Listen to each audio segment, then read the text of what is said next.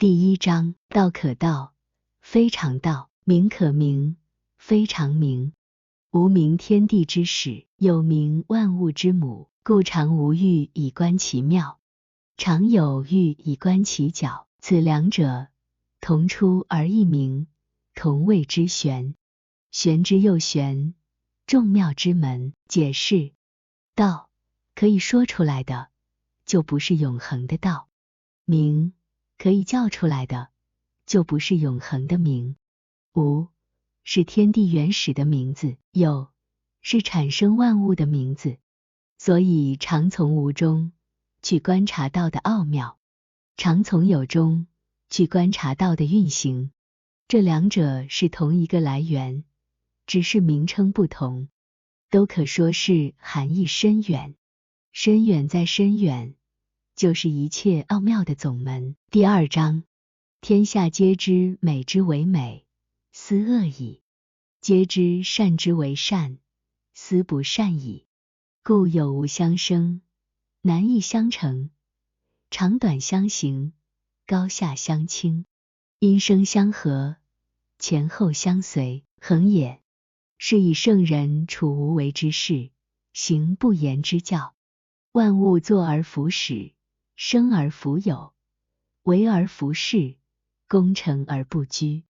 夫为弗居，是以不去。解释：天下都知道美的就是美的，就是因为有丑的了；都知道善的就是善的，就是因为有恶的了。所以有和无互助产生，难和易互相形成，长和短互相包容，高和下互相包容，因和生互助协和，前和后互助跟从。因此圣人以无为处理事物，实行无言的教导，万物自己发生变化而不为它开头耳，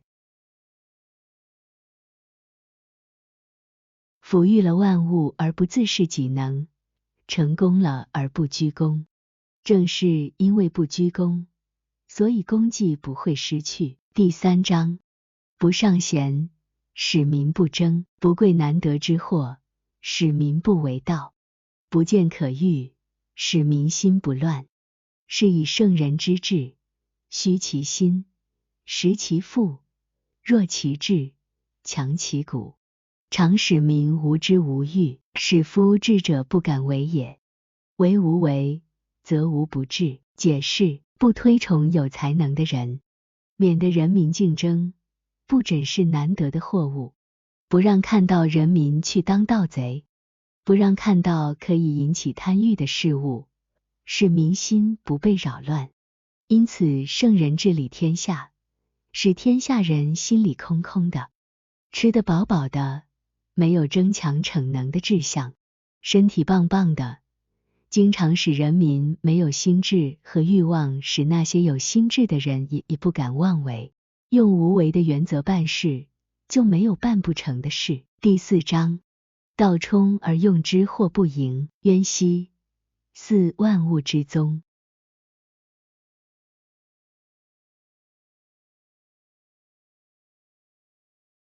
道是空虚的，而作用却是没有穷尽的。深远的很哪，好像是万物的宗主，挫灭锐气，解脱纠纷，含蓄光亮，混同构成。幽隐的很哪，似亡而实存。我不知道它是从哪里产生的，有天地之前就有它。第五章，天地不仁，以万物为刍狗；圣人不仁，以百姓为刍狗。天地之间，其犹橐越乎？虚而不屈，动而欲出，多言数穷，不如守中。解释：天地无所谓仁慈，任凭万物自生自灭；圣人无所谓仁慈，任凭百姓自生自灭。天地之间不正像个风箱吗？虽然空虚，但不短缺，越拉动它，风量越多。说的多了就行不通了，还不如保持适中的态度。第六章，古神不死，是谓玄牝。玄牝之门，是谓天地根，绵绵若存，用之不勤。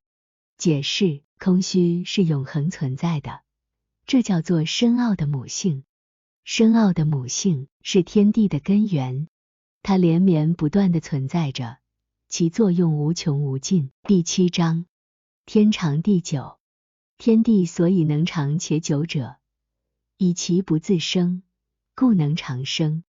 是以圣人后其身而身先，外其身而身存，非以其无私邪，故能成其私。解释：天长地久。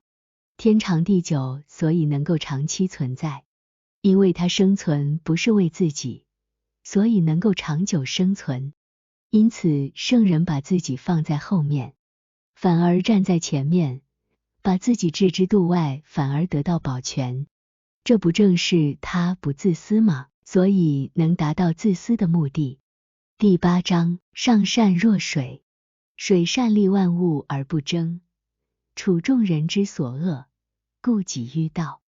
居善地，心善渊，与善人，言善信，正善治，是善能，动善时。解释：最上等的善要像水一样，水善于滋润万物而不与之争夺，停留在众人讨厌的低洼地方，所以最接近道。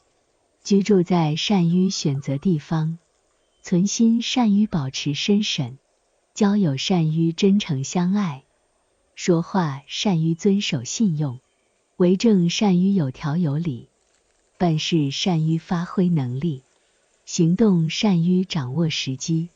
正因为他与世无争，所以才不会招惹怨恨。第9章，持而盈之，不如其已；揣而锐之，不可长保。金玉满堂，莫之能守；富贵而骄，自遗其咎。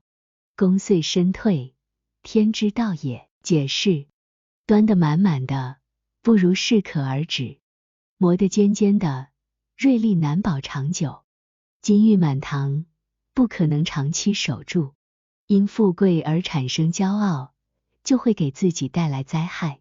成功了，就急流勇退，这才合乎自然的道理。第10章，在营破抱衣，能无离乎？专气致柔，能如婴儿乎？涤除玄鉴，能如此乎？爱国治民，能无为乎？天门开合，能为辞乎？明白四达，能无知乎？解释：精神与形体合一，能不分离吗？聚集精气达到柔顺，能像婴儿吗？洗清杂念，深入内省，能没有缺点吗？爱民治国，能不耍小聪明吗？五官与外界接触，能甘于示弱吗？什么都明白，能不妄为吗？生长万物，养育万物，生长万物而不据为己有，养育万物而自己无所仗势，统领万物而不自居为主宰，这就是最深远的德。